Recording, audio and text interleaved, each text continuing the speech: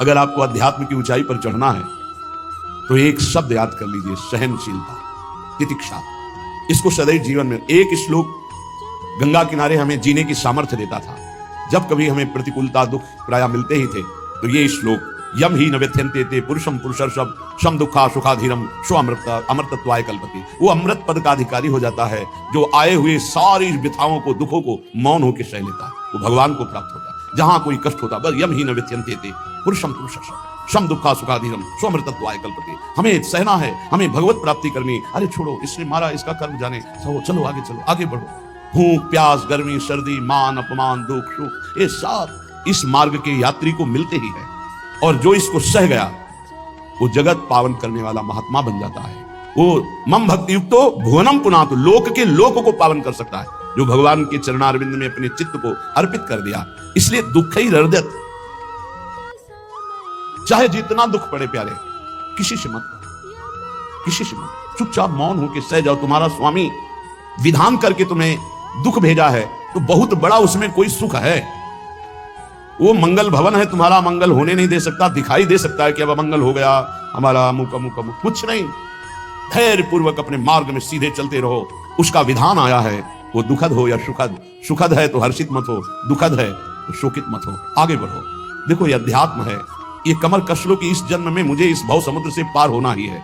ये जो कमजोर दिल के होते हैं ना, अनुकूलता जहां मिली तो बोले जब से हमने भक्ति शुरू की सब काम चकाचक बन रहे। ये भक्ति का फल नहीं है, भूल मत करना। ये तुम्हारे सुकृत चल रहे हैं इसलिए है। और जिस दिन दुष्कृत का फल आएगा उस दिन भक्ति करते हुए भी कदम रखना मुश्किल हो जाएगा, पग पग पर तुम्हें दुख मिलेगा। ये सिद्धांत को समझ लीजिए तो कभी आप निराश नहीं होंगे, शूरवीर होकर आगे बढ़ते रहेंगे। जो हमारी भक्ति ये नई फसल है और इस फसल की जो आनंद वृत्ति है वो भगवदानंद है, ज्ञानानंद है, अखंडानंद है, प्रेमानंद है। वो ये भोगानंद नहीं है, विषयानंद नहीं कि भगवान की बड़ी कृपा जो चाहो वो भोग मिल गए। ये सुकृतों के फल है। ये सुकृत और दुष्कृत दोनों को यही नष्ट कर दो और निकल चलो भगवान की परम धाम में, जहां नित्य सेवा सुख का आनंद से चरियां ले रही है। श्रीपाद कह रहे संतर्जयस ताड़यन, कोई मुझे बहुत डांटे भर्त्सना करे और ताड़यन पिटाई भी कर दे, मुझे कुछ कभी शिकायत नहीं करनी प्रभु से।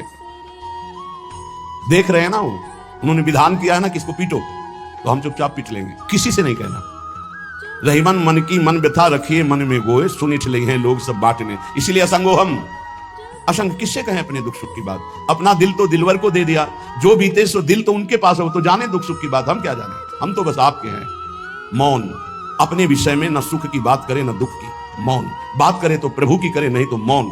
मान लीजिए अगर ये मौन आप धारण कर लेंगे तो निकल जाएंगे माया से, नहीं तो किसी की निंदा कर देंगे, किसी का ऐसा कटु वचन बोल देंगे, परुख वचन बोल देंगे, भजन छीन हो जाएगा, भजन करने की वृत्ति नष्ट हो जाएगी।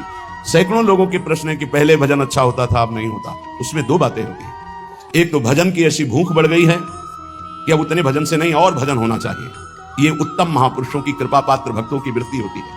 और एक होता है कि आपसे वैष्णव अपराध बन गया, कुसंग हो गया, इस कारण से ऐसा। अगर आपके हृदय में कोई दोष वृत्ति नहीं हो, फिर भजन में ऐसा लगता है कि मेरे से बहुत कम भजन होता है, वैसा भजन नहीं होता जैसा होना। ऐसा बड़े बड़े महापुरुषों को भी अनुभव होता है। ये कोई निंदनीय बात नहीं है, वंदनीय बात है। पर वास्तविक यदि भजन नहीं हो रहा है, वास्तविक यदि आपका रुक गया है आनंद, तो आप ढूंढ लीजिए आपका भोजन गलत है, आपका संग गलत है, आपने कोई वैष्णव निंदा की है, बस यही कारण है। यही खोज लेना, यही सुधार कर लेना। किसी से क्षमा याचना की जरूरत नहीं, अंदर देखो और आचार्य गुरु से प्रार्थना करो, सब ठीक हो जाएगा। बड़े कृपालु हैं, जिन्होंने अपराधी मुझे जैसे को घसीटा तो अब अपराध बन जाएगा तो थोड़ी छोड़ देंगे वो। विश्वास कीजिए, उन्हीं से प्रार्थना कीजिए, नाथ यदि आपको अपराध मोचन कराना है तो भेज दीजिए मुझे उसके पास, या उसको बुला दीजिए, मैं पैर पकड़ लूं, हाथ जोड़ लूं। यदि अपराध बन गया, यदि आप चाहें तो आप क्षमा कर दें, आगे से सावधान रहेंगे।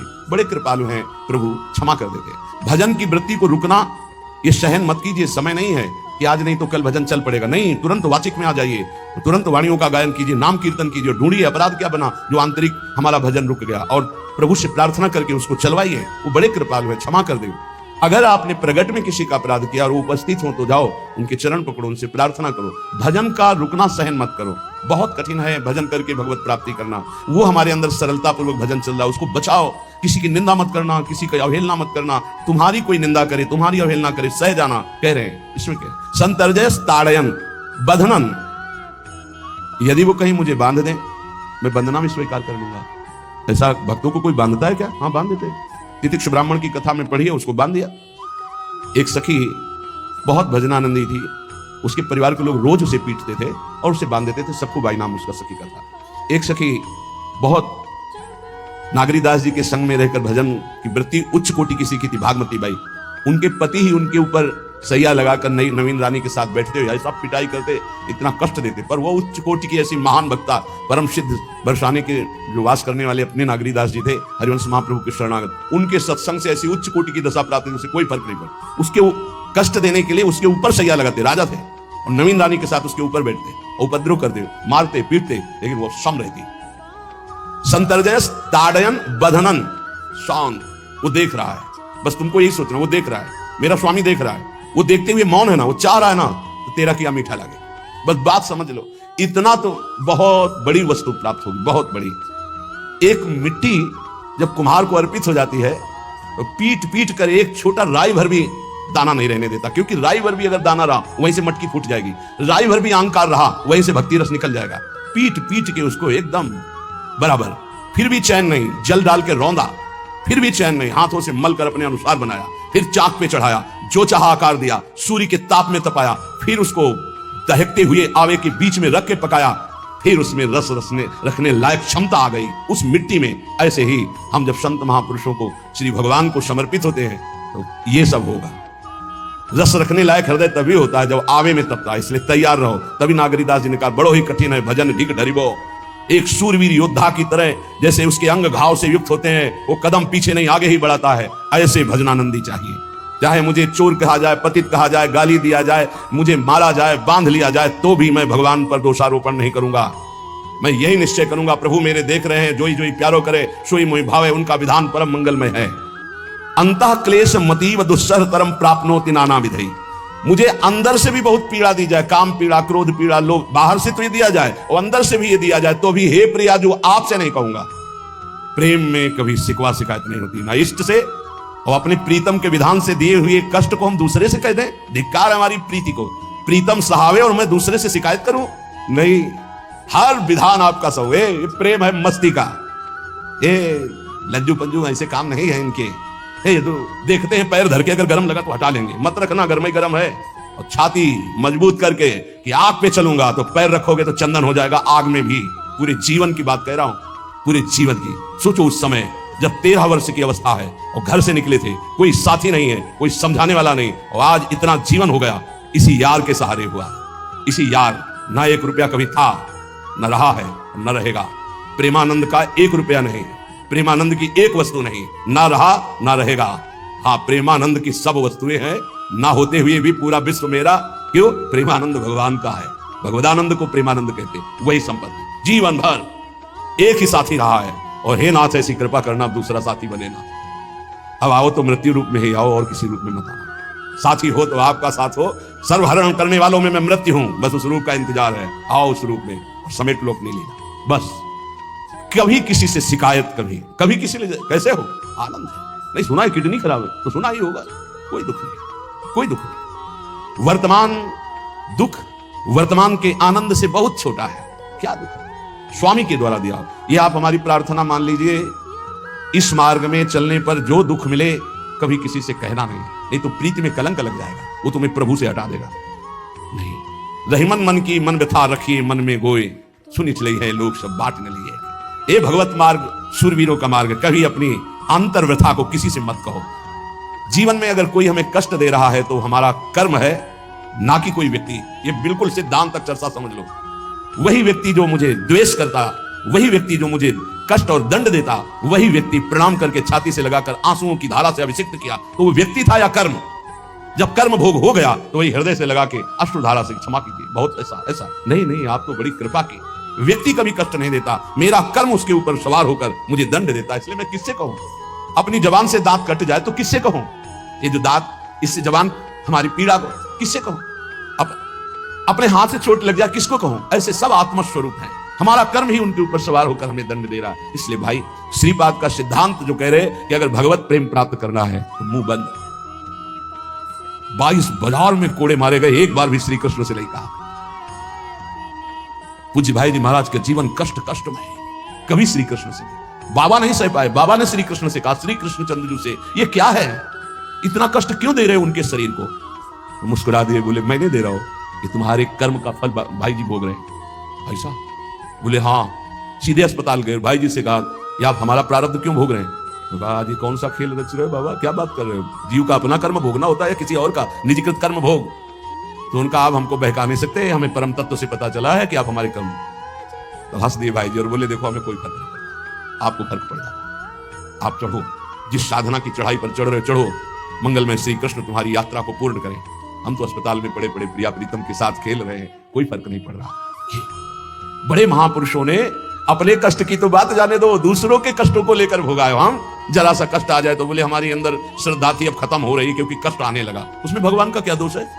वो तो बड़े कृपालु हैं कि ऐसे पापात्मा होने पर भी मुझे महात्माओं का संग दिया, धाम का वास दे रहे, नाम जपवा रहे हैं। अब हमारे पूर्व प्रारब्ध हमें कष्ट दे रहे हैं, इस समय भी वो हमें दुलार कर रहे हैं। जीव समझता नहीं, केवल दोषारोपण भगवान और भगवत मार्ग पर कर देता है।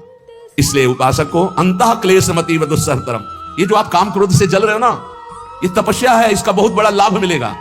और अगर भोग रहे हो ना, गिर रहे हो, पतित हो रहे हो, तो वो सुख नहीं, वो शांति नहीं, वो विश्राम नहीं है। एक बात ध्यान रखना, इस शब्द को याद रखना। ऐसे रहने पर भी हमारे द्वारा जो भी, वो हमारे स्वामी ऐसे लेते हैं। जन अवगुण प्रभु मान न काऊ, दीन बंधु अति मृदुल स्वभाव। कल शाम के पूज्य परमहंस राम मंगलदास जी की वाणी का चिंतन हो रहा था, कह रहे कि जो 30 मिनट भगवान नाम कीर्तन कर लेता, मेरी बात पर विश्वास रखना हो, उसको भगवत प्राप्ति होगी। 24 घंटे में 30 मिनट नाम कीर्तन कर लेता है और अन्य समय विस्मरण रखता है, तो 30 मिनट का नाम कीर्तन उसे भगवत प्राप्ति करा देगा। तुम्हें जो पाठ प्रिय हो, 30 मिनट पाठ कर लोगे, भगवत प्राप्ति होगी। और बहुत पहुंचे हुए महापुरुष जिनके चरणों में अपार श्रद्धा है, आप लोग तो रात दिन लगे, आपको भगवत प्राप्ति नहीं होगी। चूक हो जाएगी तो जन अवगुण प्रभु मान न काऊ, दीन बंधु अति मृदुल स्वभाव। अग्नि की ज्वाला के समीप रुई का पहाड़ कितनी देर टिकेगा? कितनी देर टिकेगा? उसके ताप में झुलस जाएगा। ये अग्नि की ज्वाला है भगवान नाम कीर्तन, भगवत यश गुणगान। तो जैसे किसी को लगे कि वो नाम जप भी करता है और रुचि पूर्वक पाप करता है, असंभव। नाम जापक रुचि पूर्वक पाप कर ही नहीं सकता, उसका हृदय जलेगा। पक्का आप जप करके देख लीजिए, आप जप कीजिए नाम और फिर आपसे पाप जब बनेगा तो आप फिर हालत अपनी देख लीजिएगा, बार बार हृदय जलेगा, नहीं नहीं नहीं। तो एक दिन वो नहीं सिद्ध हो जाएगा और आप निर्विकार हो जाएंगे। इसलिए अंतः क्लेश, अगर बुद्धि मतीव अति अंदर क्लेश आ रहा है, कभी काम आ रहा है, कभी क्रोध आ रहा है, कभी लोभ आ रहा है, कभी मोह आ रहा है, ये आता रहेगा जब तक भगवत साक्षात्कार नहीं होगा। ऐसा मत समझो कि 2-4 महीने जब करेंगे तो हम सिद्ध हो जाएंगे, ये आता रहेगा।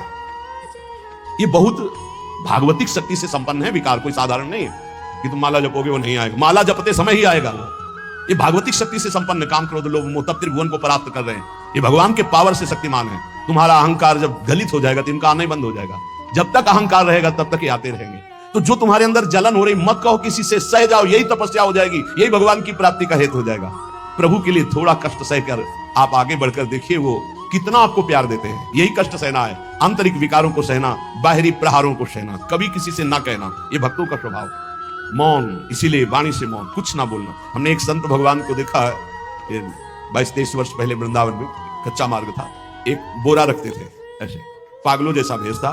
तो जब रात्रि के 11 बजे वापस यमुना किनारे से प्रसाद पाके यमुना किनारे गए, यमुना किनारे से जब लौटते थे उनको देखते थे अकेले वो बैठे, उनकी मुद्रा देख के लगता था भगवदानंद में डूबे हुए। नजदीक बैठे, बोरा उठाया, चल दिया। हम भी पीछा छोड़ने वाले थे नहीं, पीछे तो उनका क्या बात है, क्यों पीछे? अब संत वेश हमारा भी तो मर्यादा से ही बोलेंगे, तो कुछ नहीं, केवल जानना चाहते हैं आपको। तो कालीदह की इधर एक तमाल का पेड़, जो श्वेत रंग का एक वृक्ष है, उसका मुझे नाम नहीं याद आ, गुलर जैसा, और वो तमाल में लिपटा हुआ अब भी है। दाहिनी तरफ है ये जो खाली जगह पड़ी ऊंची, जो अपने दाहिनी तरफ बर्फ फैक्ट्री के आगे जाते हैं, उसी के नीचे बैठे। हमने पूछा आपकी स्थिति देखकर मुझे लगता है आप हर समय भगवदानंद में डूबे रहते। बोले जब लगता है तो प्रश्न क्यों करते हो? हमको आपकी वेशभूषा देखते हैं। तो बोले जगत से बचने के लिए ये वेशभूषा है। एक बोरा से जैसे कोई बीनने वाले होते हैं, कबाड़ बीनने वाले, ऐसे बोरा रखे थे, गमछा लगाए हुए थे, पूरा शरीर खुला, कोई साधु का वेश नहीं, कोई चिन्ह नहीं, और उनकी स्थिति भगवदानंद में थी। उनका ये किसके उपदेश, किस मार्ग के उपदेश, किस इष्ट की आराधना से आपको ऐसी स्थिति प्राप्त हुई? बोले प्रथम पूज्य श्री स्वामी राम सुखदास जी महाराज का सत्संग हुआ, इष्ट देव श्री कृष्ण, इष्ट ग्रंथ गीता, उसी की कृपा से मुझे ऐसा, मैं भारत के हर तीर्थों में वास करता हूँ, भ्रमण करता हूँ, असंग रहता हूँ, और यही वेशभूषा है बड़ा अंदर से। तो भोजन प्रारब्धवशात जो सामने आ जाता है उसे पा लेता हूँ, नहीं आता भूखा रहता हूँ। तो कहा अगर हम मधुकरी ले आवे कभी आप इससे तो पा लेंगे, बोले दे देंगे तो पा लेंगे। दूसरे दिन मधुकरी लेकर रोज हमारी उनके चरणों में श्रद्धा, क्योंकि उनका रहना और चिंतन दोनों, रहनी और चिंतन बड़ी प्रशंसनीय, जो वीतराग परमहंस हो गया अक्षरशः वैसे कुछ पास में केवल बोरा और नाटक के लिए बोरा के कोई समझे कबाड़ मिलने वाला और एक गमछा से रंग बिरंगा, बस कुछ नहीं, कोई भागवतिक चिन्ह नहीं। एक दिन देखा वो बड़े मक्खियां भिन रही, तो नजदीक गए, क्या हुआ? चुप जाओ, इनका बोलिए ना। बोले वमन और शौच दोनों हो रही है, शरीर बिगड़ गया, तो उनका औषधि के लिए हम व्यवस्था। बोले इसलिए कह रहा हूं आप बच जाइए। उनका हमें बता तो दीजिए क्यों नहीं? तो बोले आया हुआ प्रारब्ध है, इसको हंस के बोलना है। ऐसे कोने में साइड में ऐसे पेड़ के किनारे पड़े 2-4-10 दिन जो भी व्यवस्था उनकी बनी, फिर वो हमको दर्शन नहीं मिले, अन्य तीर्थों में चले गए होंगे। ऐसा महापुरुष, क्या हम अपने शरीर को इतना प्यार करें कि भगवान से श्रद्धा हो जाए, भक्ति मार्ग में हम लड़खड़ा जाए? फिर सत्संगी किस बात का? ये पक्का समझ लीजिए, ये जो भगवत मार्ग है ये शूरवीरता का मार्ग है, सहन करने का मार्ग है। जितने भी महापुरुषों के चरित्र हैं आप पढ़ करके देख लीजिए, भगवान के चरित्र से भी ज्यादा लाभ भक्त चरित्र सुनने से इसलिए होता है कि हमको लगता है कि हमारे जैसा जन्म लेकर इतना कष्ट सहकर इस ऊंचाई पर पहुंचे, ये बड़ी बात है कि वो जीवत्व से हमारी तरह पैदा होकर ईश्वरत्व को जाता है। इसलिए भक्त चरित्र में विशेष बल हमको प्राप्त होता है। क्या क्या कष्ट सहते, और आप खुद देख लीजिए, आपको जितना कष्ट है उससे बड़ा सुख है कि नहीं, अंदर देख लीजिएगा तो इसी से अनुमान लगा लीजिए, जितना बड़ा कष्ट उससे कई गुना बड़ा सुख भगवान देते हैं, तभी वो उनका यश गाते रहते हैं। ऐसे थोड़ी होता है कि हमारे भगवान का हम भजन करते हैं, हमारे साथ न्याय नहीं हुआ। न्याय तो सही बात नहीं हुआ, नहीं तो तुम्हारी दुर्गति हो जाती है। सही बात में उन्होंने न्याय नहीं किया, पक्षपात किया है तुम्हारा। अगर वो सही न्याय करते तो ईमानदारी से कहते हैं, केवल नरक के कीड़ा ही बनना पड़ता और कुछ नहीं है।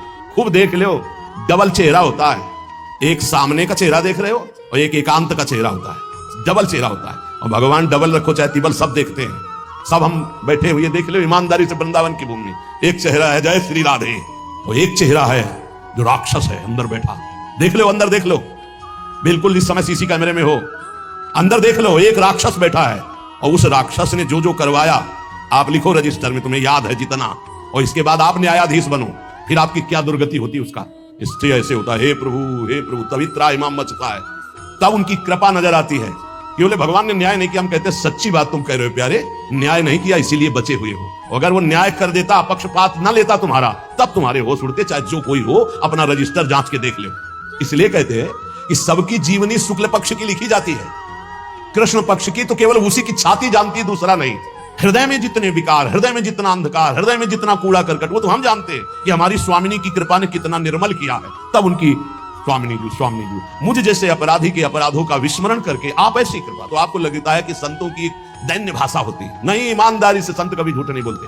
जैसे कह रहे हैं कि मौसम कौन कुटिल खलकामी, तो अंतर ये होता है कि आंख में जैसे थोड़ा पड़े तो बहुत बुरा लगता है, और पीठ में इतना बड़ा तिनका चला जाए तो कुछ समझ में नहीं आता। संतों का हृदय आंख जैसा होता है, थोड़ी सी भी गलती में हाय हाय मच जाता है, धिक्कार है तुम्हारे जीवन को, अपने को तुम क्या समझते हो, क्या है तुम्हारे अंदर विचार।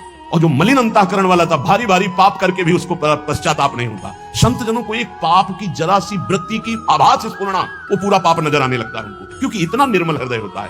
तो सच्ची कहते हैं कि जैसे घोड़ों की लगाम पकड़े हुए श्री कृष्ण अर्जुन की बैठे हैं, ऐसे अपने भक्तों की लगाम पकड़कर बैठ जाते हैं, तो यात्रा अध्यात्म की ऊंचाई की चलती, किसी की सामर्थ्य नहीं। इसलिए सब भक्त ऐसे आपको मिलेंगे। जहां सामर्थ्य की बात है वहां केवल श्री भगवान की कृपा है। इसलिए बाहर की पीड़ा और अंतर की पीड़ा अपने प्रीतम के द्वारा दी हुई मानकर सह जाओ, तो आगे प्रीतम तुम्हारा स्वागत करने के लिए खड़े, पक्का समझ लेना, पक्का। और वो देंगे ये पीड़ा, क्यों देंगे? इसी पीड़ा में पता चलता है कि तुम्हारे मन की सुई किधर जा रही है। प्रताप राय जी महाभागवत थे, बड़ा चरित्र है। उनके यहां एक व्यापार चलता था कुल परंपरा से कि आपको अगर रुपए की जरूरत है तो आप अपना स्वर्ण आभूषण या कुछ रख जाइए गिरवी, और रुपया ले जाइए, और ब्याज से तो रुपया दे जाइए, अपने मूल गिरवी ले जाइए जो रख के गए। यही उनकी कुल परंपरा से था। तो उसी के आधार पर वो कुल परंपरागत कर्म कर रहे थे, निरंतर नाम जब भगवत आराधन में मगन। अब नाम जब भगवत आराधना और ईमानदारी से कार्य, तो बड़ा सब खूब धन संपत्ति हो, बहुत आनंद, और भक्तजनों के खूब भोजन होते, भंडारे होते। तो जो चिढ़ने वाले जलने वाले लोग हैं वो जलते थे कि करता तो ये कुछ है नहीं, खूब जय जय मच रही है चारों तरफ, इसको नष्ट किया जाए। ये किसने बीज बोया? अरे बोले दुष्ट स्वभाव ने। नहीं नहीं नहीं नहीं, भगवान ने। किनको हुस्काया? डंडे को। क्यों? आप झंडा फहराओ मेरे भक्त के यश का। उनके हृदय में जलन हुई। वहां का काजी और मिल गए 3 लोग और, उन्होंने कहा कि इसको नष्ट किया जाए। बोले बस आप सहयोग दो, नष्ट तो पक्का। बोले कैसे? बोले प्लान तो सब हमारा बन गया। अब झोली में कंकड़ भरे। प्रताप राय जी, बेटी का ब्याह है, 10,000 मुद्रा चाहिए। बोले गिरवी? बोले है स्वर्ण मुद्राएं। अब वो इतने ईमानदार, विश्वास, बोले बॉक्स रखा रहता है, उसी में रख दो, दस्तखत करो, 10,000 रुपए लो, ब्याह से दे जाना, अपना ले जाना। थोड़ी देर बाद दूसरा आया ऐसे, फिर तीसरा आया, वो तो उनका व्यापारी था। 5 दिन बाद वापस आया और काम बन गया, ब्याज सहित ये रुपए लो, हमारा आभूषण वापस करो। बोले जहां रख गए थे वैसे उठा लो। बॉक्स से उठाया ऐसे, अरे देखो कितना नाटक करता है, माला जपता है, भगत बनता है, हमारे स्वर्ण आभूषण हटाकर कंकड़ पत्थर भर दिए। अब लोग तो आश्चर्यचकित हो रहे थे कि भगत जी तो ऐसे है नहीं। इतने में दूसरा आया, उसने भी वही नाटक शुरू। तीसरा आया, अब तो पक्का हो गया कि पाखंड करता है। लोगों की श्रद्धा को कपूर कहा गया है। कपूर ऐसे बाहर रखो ना तो उड़ जाता है ना, ऐसे ही श्रद्धा है, अगर उसको आप मजबूती, विश्वास की मजबूती में नहीं रखोगे तो श्रद्धा उड़ जाएगी। अब तो सब कहने लगे कि प्रताप राय तो बहुत ही पाखंडी निकला। अब हाहाकार मच गया। इसके बाद काजी, वो तो सब मिले हुए थे, काजी ने बादशाह के सामने बात पेश की। काजी के इशारे से बादशाह ने हुक्म दिया इनको बंदी बना लिया जाए, सारी संपत्ति जब्त कर ली जाए। अब राज सैनिक बंदी बना लिए प्रताप राय जी को। सारी संपत्ति जब्त होने लगी तो उन्होंने अपनी पत्नी से इशारे से कहा, ठाकुर जी लो, भाग जाओ अपने मायके, ठाकुर जी को बचाओ। ऐसी स्थिति में याद क्या है? ठाकुर जी को बचाओ, उनका भोग राग चलता रहेगा, हम तो जेल में कष्ट भोग लेंगे। ऐसा ही हुआ। वो पीछे की खिड़की से अपने ठाकुर जी को लेकर सब तहस नहस हो गया। मलेच्छ सेना साहब नष्ट भ्रष्ट कर दिया, बंदी बनाया, उनको ले गए, जेल में डाल दिया। कुछ लोगों ने कहा कि महाराज अभी ठाकुर जी अष्ट धातु के हैं, बहुत महंगे हैं, उनकी पत्नी इसीलिए लेके भाग गई है। मायके से पत्नी को भी बंदी बनाया, ठाकुर जी को भी संपत्ति के रूप में जब्त किया, और जहां संपत्ति थी वहां गोदाम में ठाकुर जी को ऐसे जैसे संपत्ति डाल दी वैसे डाल। जब पत्नी नजदीक हथकड़ी बेड़ियों के सहित और वो तब एकांत जब हुए तो उनका, प्रभु आज तक मैंने कभी आपसे मांगा नहीं और कोई शिकायत नहीं की, बस एक कष्ट है इस समय कि आपको गोदाम में डाल दिया गया है, हम प्राणों से अधिक आपको प्यार करते हैं, तो आपको भोग नहीं लगेगा, आपकी सेवा नहीं होगी, ये हम बर्दाश्त नहीं करेंगे। प्रभु कुछ उपाय करो जिससे आपकी सेवा, अगर हमें ये पता भी चल जाएगा कि आपको भोग लग रहा है तो आजीवन हम पति पत्नी को जेल में रखो, मुझे कोई कष्ट नहीं। प्रभु ये सब कुछ हुआ, मुझे कोई कष्ट नहीं, आपको भोग नहीं लगेगा, इस बात से मैं जीवित नहीं रह पाऊंगा। भगवान देर थोड़ी लगी युगल सरकार गलबैया दिए हुए, क्योंकि इस स्थिति में भी तुम्हें मेरी चिंता है, तुम्हें अपने अपमान की, अपनी संपत्ति जब्त की, अपने जेल की दुख की कोई चिंता नहीं, मेरी चिंता है। वही साक्षात्कार हुआ। अब तत्काल, अब वो तो चाबी बदलने वाले हैं ना, ज्ञानी मूढ़ न कोय जस जय का रघुपति करे तस ताहि क्षण होय, बोले भी महेश तब ज्ञानी मूढ़ न कोय। उस वहां का जमींदार जो था उसने कहा ऐसा हो ही नहीं सकता, यह सब गलत है, पाखंड रचा गया है प्रताप राय जी के प्रति। बादशाह के सामने विरोध प्रकट कर दिया, नहीं सही जानकारी जांच हो। बादशाह ने उन तीनों को बुलाया, उनका फांसी पे चढ़ा देंगे यदि सही नहीं बोलोगे। सही सही बोल दिया कि उसमें हम सोना तो रखा ही नहीं था, कंकड़ रखे थे। काजी की ये सब बात थी। काजी को दंड दिया गया, तीनों को बंदी बना लिया गया, प्रताप राय जी को पूरा नुकसान सहित सब अर्थ दिया गया और बड़ा सम्मान किया गया। फिर जीवन, ये घटनाएं भक्तों के जीवन में आती है, किस लिए? भगवत साक्षात्कार कराने। भगवत साक्षात्कार जेल में प्रताप राय और उनकी पत्नी को हुआ। इसलिए उपासक को कितनी भी परिस्थिति कष्ट की आवे, वो तुम्हारे आनंद का वर्धन करने वाले बनेगी, विश्वास रख लीजिए। बस किसी से सहयोग मत मांगना और किसी को अपनी बात मत कहना। प्रताप राय जी ने किसी से भी नहीं कहा, कुछ भी नहीं बोले, केवल प्रभु से कहा कि आपकी सेवा अगर हमको कान में सुनने को मिल जाएगी कि आपका भोग लग रहा है तो मुझे कोई कष्ट नहीं होगा, लेकिन ये मैं नहीं सह पाऊंगा कि आप गोदाम में से, क्योंकि मैं जीवन भर आपको दुलार करता रहा हूं प्रभु। अब वही भगवत साक्षात। तुम्हारी सुई कहां जाती है मन की? कष्ट की स्थिति में कोई मित्र, कोई रिश्ते नातेदार, कोई पावर काम आता है या भगवान की तरफ जाए? अगर भगवान की तरफ तो जीत गए, और अगर संसार की तरफ ऐसे भी मिलने, आप बिल्कुल फोन कर देना, हम तुम्हें अमर कर देंगे, नहीं फाड़ के फोन नंबर फेंक देना कि हम रखेंगे भी नहीं ऐसा नंबर। जब कोई नंबर नहीं होता तब हरि का नंबर लगता है। जिसके पास किसी का फोन नंबर नहीं होता उसका हरि का नंबर लगता है। ध्यान दे दो, कलयुग है इसीलिए सबके पास नंबर भेज दिया है। सबके पास नंबर है क्योंकि हरि से फोन नहीं कर सकते। हरि का फोन जानते कैसा होता है? जब आर्थ होकर अनाथ भाव से असरण शरण कोई नहीं मेरा तब हा, वो फोन नंबर भाव से मुझको पुकारे तो भाव से बेड़ा पार है।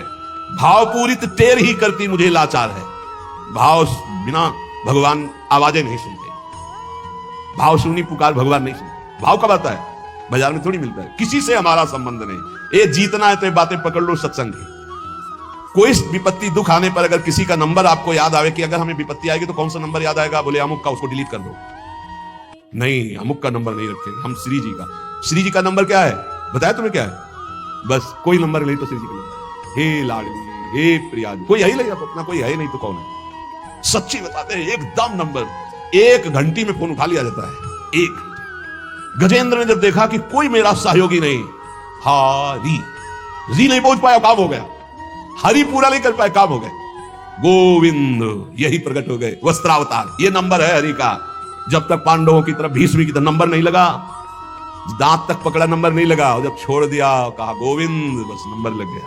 ये है भगवान को पुकारना, ये है भगवान तक आवाज पहुंचाना। कोई हमारा नहीं, यही तो हमारी साधना है। और यहां मान नंबर लिखे चले जा रहे हैं, व्यवहार बनाए चले जा रहे हैं, डायरी बनाए चले जा रहे हैं, इतने नंबर। अरे ये सब क्या करोगे, ये सब नरक पहुंचाएंगे नंबर। एक केवल हो हरि शरणम, बस सब काम बन जाएंगे। बोले नहीं, सहयोग होता है, इससे क्या सहयोग होता है? अगर बात बिगड़ जाए तो अंग रक्षक ही शूट कर देता है। और कौन अंग रक्षक ही शूट कर देता है? अगर वो चाबी बदल जाए ना तो रक्षक ही भक्षक बन जाता है। किससे रक्षा चाहते हो?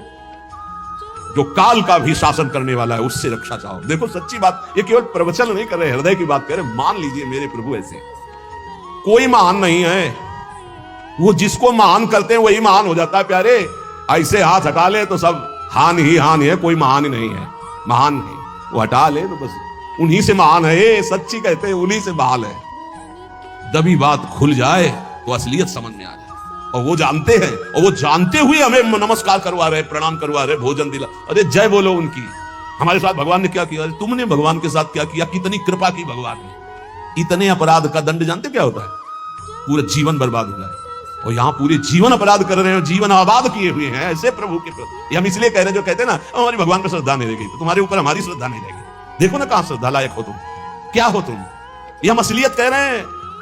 ऊपर से चिकना चुपड़ा, अंदर से सब गंदा होता है। भगवान बचावे, नहीं तो मना खष्टान इंद्रियाणी प्रकृति स्थान कर सकती। दुर्गति वाले काम होते हैं, दुर्गति वाले। आप जो भी देख रहे हो केवल कृपा देख रहे हो। अगर वो कृपा हट जाए तो कुछ नहीं देखने लायक किसी में भी। जहां कहीं कुछ भी है, मति की रति गति भूति भलाई, जब जेहि जतन जहां जेहि पाई, सो जानो सत्संग प्रभाव, लोकहु वेद न आन पाऊ। इसलिए हम कहते हैं ये मत कहो मुझे भगवान पर श्रद्धा नहीं रह गई। भगवान की इतनी कृपा है, हम कैसे तुम्हें बताएं। कृपा ही कृपा है कि वो न्याय ठीक से नहीं करते। किनके साथ? एक बार जो कह दे राधा, एक बार हरि, एक बार कृष्ण, तो पक्षपात ले लेते हैं। अगर पक्षपात न लेते, ठीक से न्याय करते, तो करोड़ों कल्प रो नरक मिलता, फिर भी उद्धार नहीं होता। ऐसे आचरण सबके अंदर है। देख लो, 15 मिनट के अपराध से जीवन भर आपको भारत की जेल में सड़ना पड़ेगा। वो वैसे कितने अपराध हैं उनका, जिनको तुम इस कानून से अनुमान लगा सकते हो। वैसे कितने अपराध किए, लेकिन स्वामी ने कभी एक चाटा नहीं लगने दिया, और निकाल करके आपको परम पद की तरफ ले जा रहे। कृपा नहीं दिखाई दे रही? तुम सत्संग, नाम जप, भगवत यश गायन, भगवत लीला, भगवत धाम, ये तुम्हारी साधना का फल है क्या? ये कृपा का फल है। तुम अपने को देखो और कृपा को देखो, तो यही बलिहारी जाएगी कि जासु कृपा नहीं कृपा आघाती। जिनकी कृपा कृपा करने से आघाती ही नहीं है। इसलिए अंतः क्लेशमति दुस्सहतरम प्राप्नोति नाना विधि। नाना विधान से यदि अंतर बाहर कष्ट मिले तो चुपचाप सह जाना, राधा राधा राधा। आगे बढ़ोगे तो भगवत प्राप्ति हो जाएगी।